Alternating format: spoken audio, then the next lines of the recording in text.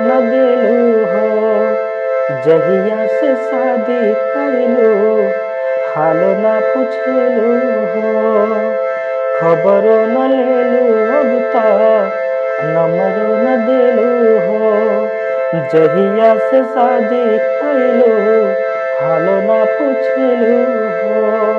हाँ,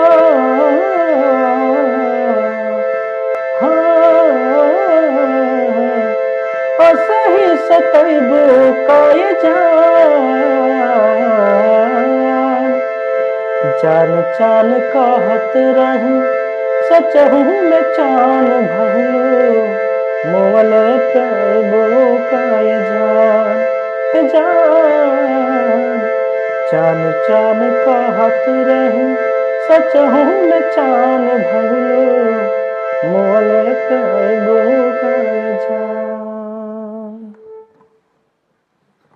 thank you. अगर अच्छा लगे तो शेयर जरूर कर लीजिएगा।